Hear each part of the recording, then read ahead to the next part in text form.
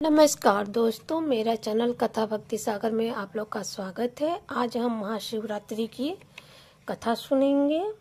प्राचीन काल में गुरुद्रह नामक एक भील था जो व्याध कर्म किया करता था। वह भील महाक्रूर एवं बलवान भी था। वह प्रतिदिन वन में जाकर मृगों का शिकार करता था और अपने परिवार का पालन पोषण व्याधवृत्ति द्वारा किया करता था। साथ ही घोर वनों में छिपकर चोर डाकुओं का भी काम किया करता था। किसी देव युग से सुंदर महाशिवरात्रि तिथि आ गई, परंतु उस बूढ़ दुरात्मा को क्या पता था। वह अपने कुकर्म व्यस्त था। उस घोर जंगल में भी मस्त रहता था। तब उसी शिवरात्रि वाले दिन उसकी माता पिता एवं स्त्री ने भूख से तड़पते हुए उससे कहा, अरे वंचर, हमें भोजन दो, आज तो घर में कुछ भी आहार नहीं है। बार बार इस प्रकार प्रार्थना करने पर वह व्याघ्र धनुष बाण लेकर शीघ्र ही वन में मृगादि आदि पशु पक्षियों के शिकार के लिए निकल पड़ा। चारों वन में घुसने पर भी उसे दुर्भाग्यवश कोई शिकार न हाथ लगाया। इसी प्रतीक्षा में संध्या हो गई। जब सूर्यास्त होने लगा तब वह बड़ा दुखी हुआ एवं चिंतित हो गया। वह मन में सोचने लगा, हाय, आज मुझे कुछ भी शिकार न मिला। अब मैं कहाँ जाऊँ, क्या करूँ? कुछ न कुछ मुझे साथ में शिकार लेकर जाना ही चाहिए, नहीं तो मेरा जीवन व्यर्थ है। ऐसा सोच विचार कर वह व्याघ्र किसी जलाशय के तट पर गया और वहीं बैठ गया। वह अपने मन में सोचने लगा, अहो, जल पीने के लिए यहाँ अवश्य कोई न कोई जीव जंतु आएगा ही। तब उसे मारकर अपने घर ले जाऊंगा और प्रेम पूर्वक अपने कार्य में सफल कहलाऊंगा। ऐसा विचार कर वह भील किसी एक बेल के वृक्ष पर ले जा बैठा और प्रतीक्षा करने लगा। देखे कोई जंतु जल पीने के लिए आता है और कब मैं उसे मारकर कृतार्थ होता हूँ। इस प्रकार से वह भूख प्यास से पीड़ित होता हुआ भी वही एक डाल पर छिपकर बैठ गया। उसी रात के प्रथम पहर में एक मृगनी आ गई। वह अत्यंत तृष्टि एवं चिकित्सित थी, क्योंकि वह छलांगे भरती हुई अकेले ही आ रही थी। तो उसे आता देख वह व्याध जो था बड़ा प्रसन्न हुआ। अतः उसे मारने के लिए उसने अपने धनुष पर तीर चढ़ाया। अब उसे वह मरना ही चाहता था कि इस बीच सहयोग बस उसके पात्र से जल तथा कुछ बेल के पत्र नीचे को आ गिरे, जहाँ उस पेड़ के नीचे एक शिवलिंग पड़ा था। इस प्रकार अनजाने में ही शिवलिंग के प्रथम याम की पूजा देवत्य स्वयं हो गई, अर्थात उस पातकी व्याघ्र द्वारा भी शिवलिंग अर्चना जल एवं बिल्लव दल के साथ हो गया। उस पूजा के प्रताप से उस पापी के सभी पाप उसी समय नष्ट हो गए। उस समय जल के गिरते एवं पत्तियों के खड़खड़ाने की आवाज सुनकर वह हरणी भय से चकित हो गई और व्याघ्र को देखकर घबरा सी गई। उससे पूछने लगी, हे व्याघ्र, तुम यहाँ क्या कर रहे हो? सो तुम मुझसे सही सही कहो। तब हिरणी की बात सुनकर व्याघ्र कहने लगा, मेरा परिवार भूख से तड़ा पड़ा है, इसलिए मुझे मारकर उन्हें संतुष्ट करूंगा। उसके ऐसे कठोर वचन सुनकर तथा भयंकर व्याघ्र को देखकर मृगनी सोचने लगी, हाय, अब मैं कहाँ जाऊँ, क्या करूँ? अब प्राण बचाने का कोई उपाय न करना चाहिए। ऐसा सोच विचार कर वह मृगनी वहाँ उस व्याघ्र से कहने लगी, हे व्याघ्र, यदि मेरे इस शरीर के मान से तुझे सुख प्राप्त होता है तो इससे बढ़कर महान पुण्य और क्या हो सकता है। मैं निसंदेह धन्य हूँ जो किसी के उपकार का साधन बनूंगी, क्योंकि इस संसार में परोपकार से बढ़कर कोई दूसरा धर्म नहीं है। देखो, उपकार करने वाले कृत्य का जो पुण्य कहा जाता है, इस पुण्य फल का वर्णन कोई सैकड़ों वर्ष में भी करने में समर्थ नहीं होता है। तथापि हे वंचर, मेरी एक प्रार्थना सुन लो। देखो, मेरे स्थान में बहुत से मृगा छौने हैं जो अभी बच्चे हैं। उन्हें मैं अपनी बहन को सौंप कर अवश्य आऊंगी। मेरा वचन तुम मिथ्या मत समझो। मैं अवश्य अपना वचन सत्य करने के लिए तुम्हारे निकट आऊंगी। तुम तनिक भी संदेह मत करो। इस प्रकार मृगनयनी द्वारा समझाने पर भी उस व्याघ्र ने जब उसका वचन नहीं माना, तब चकित एवं भयभीत होकर उस मृगी ने निम्नलिखित प्रतिज्ञा की, हे व्याथा, सुनो, अधिक क्या कहूँ। यदि मैं अपने घर जाकर तेरे पास न आऊं तो मुझे वहीं दोष लगे। जो कृतज्ञ तथा हारी विमुख जान को लगता है वह भी सुनो। हे निषाद, विश्वासघाती तथा छल कपट करने वाले व्यक्ति को जो पाप लगता है वही पाप मुझे भी लगे यदि मैं घर जाकर पुनः न लौटूं। इस प्रकार अनेक प्रकार से शपथ द्वारा मृगी ने जब व्याघ्र को विश्वास दिलाया तब उस व्याघ्र ने विश्वस्त होकर कहा, अच्छा अब तुम जाओ। व्याघ्र ने वचन से प्रसन्न हुई हिरनी जल पीकर अपने घर को चली गई। तब तक उस व्याघ्र का प्रथम याम बिना अन्न जल एवं निद्रा के ही बीत गया। इस बीच उस हिरनी की बहन दूसरी मृगिनी भी जल पीने के लिए वहां आ गई। उसे देखकर भील ने भी पूर्वत उसके ऊपर बांध छोड़ा, परंतु उसके पात्र से जलधारा तथा कुछ बिल्लव पत्र उस शिवलिंग पर आ गिरा। उस समय कुछ पुनः प्रसंगवश दैवत्य महाप्रभु शंकर की पूजा हो गई। यह द्वितीय याम की शिव पूजा व्याघ्र को सुख देने वाली सिद्ध हुई। यह देखकर उस मृगी उस व्याघ्र से बोली, हे वंचर, यह तुम क्या कर रहे हो? व्याघ्र ने पूर्वत उससे भी कुछ कहा। उसे सुनकर वह नवागत मृगी बोली, हे व्याघ्र, सुनो, मैं धन्य हूँ। मेरा यह देह धारण करना सफल है, क्योंकि मेरे इस अनात्य एवं अधर्म शरीर से एक महान उपकार कृत्य होगा। किंतु मेरे छोटे छोटे छौने जो घर पर है उन्हें मैं अपने गृह स्वामी को अर्पित करके पुनः अवश्य लौट आऊंगी। यह सही जानो, मुझे अब जाने दो। यह सुनकर व्याघ्र ने कहा, मैं तुम्हारी बात नहीं मानता, तुम्हें अवश्य मारूंगा। व्याघ्र की बात सुनकर हिरनी ने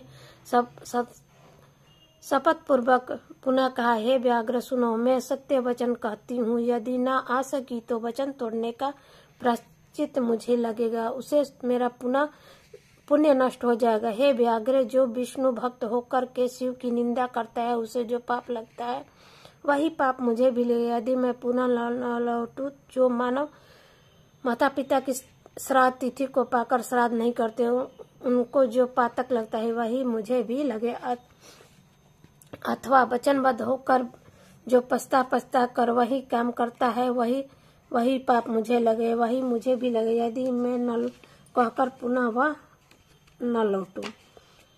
तो मिर्गी की बात सुनकर व्याघ्र ने उससे भी जाने को अनुमति दे दी। उसके बाद, अच्छा हो, तुम जाओ।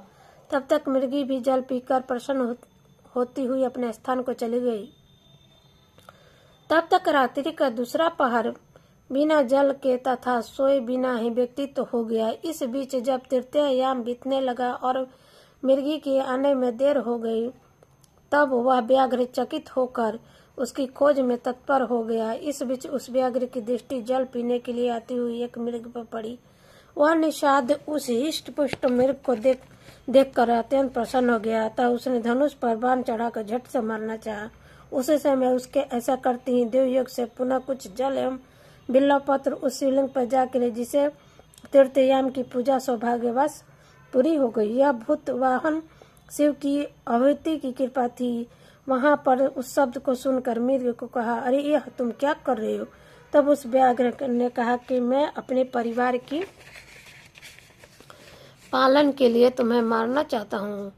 व्याघ्र की बात सुनकर वह प्यासा मृग चिंतित होकर उस व्याघ्र से इस प्रकार कहने लगा, व्याध से, ओहो, मैं आज धन हूँ जो मेरा यह पुष्ट शरीर संसार की तृप्ति के लिए ऐसा होगा, क्योंकि जिसका शरीर परोपकार में लगा है उसका सारा जीवन व्यर्थ हो गया हो। जो सार्थक पाकर भी दूसरे का उपकार नहीं करता उसका स्वार्थ व्यर्थ है, वह परलोक में अवश्य नरकगामी होता है। इसलिए है व्याध, इस समय मुझे छोड़ दो। मैं अपने उस छोटे बच्चों को उसकी माता के हाथ सौंपकर तथा उन्हें धन्य देकर पुनः शीघ्र ही लौटूंगा, इसमें तनिक भी संदेह न करो। उस मृग की निष्कपट भाव से ऐसा कहने पर वह व्याध अपने मन में अत्यंत चकित होकर तत्काल पवित्र मन वाला हो गया और उसके सभी पाप नष्ट हो गए। तब वह पुनः मृग से इस प्रकार कहने लगा, इसके पूर्व भी जो मृग आए हुए सभी तुम्हारे ही समान मुंह से कहकर अपनी अभी तक नहीं लौटे। यह कितनी भारी प्रवंशा है।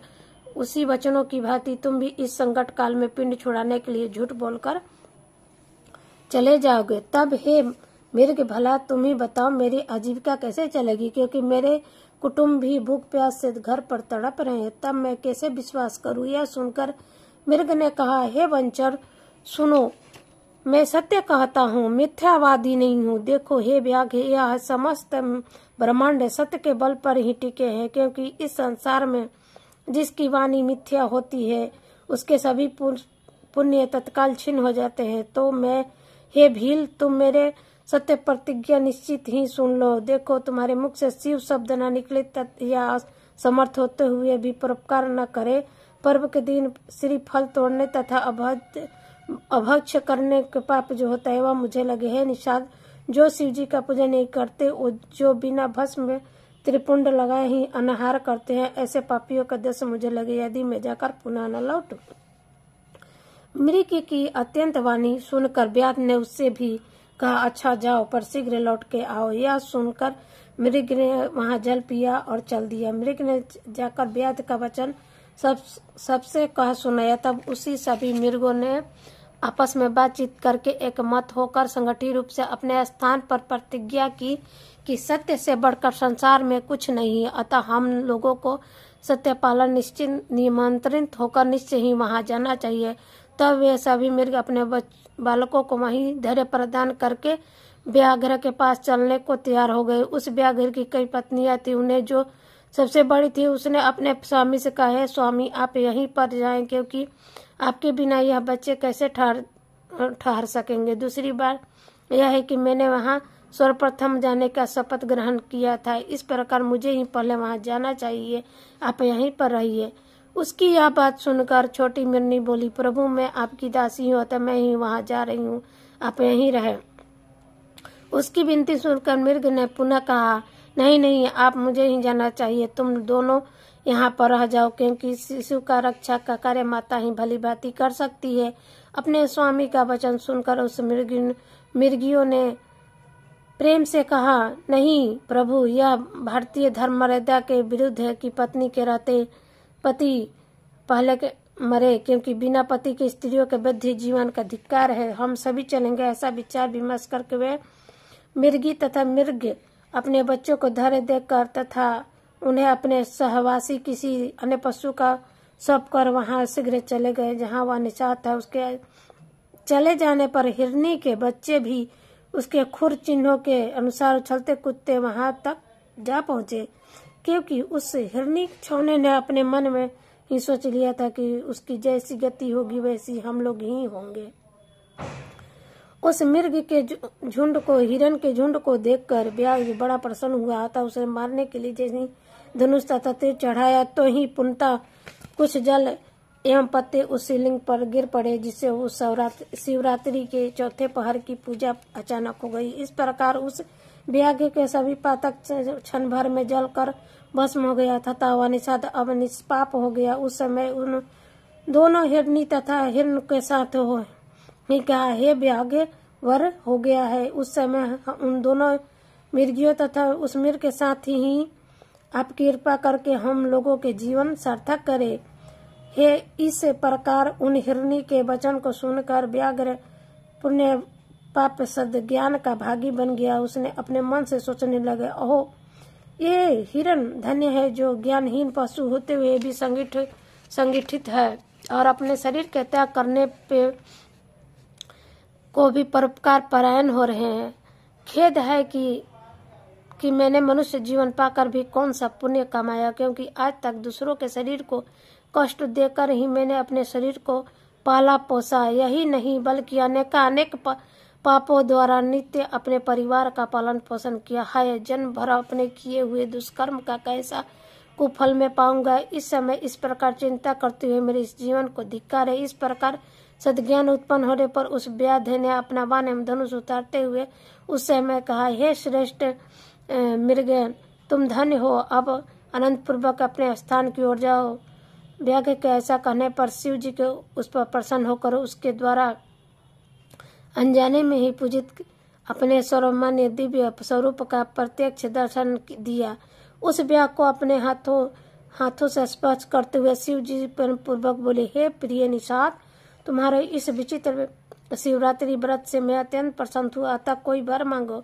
उस समय वह व्याग भी साक्षात शिव के दर्शन से तत्काल मुक्त हो गया और मैं सब कुछ पा गया। ऐसा कहते हुए शिव जी ने आगे उसके चरणों पर गिर गया।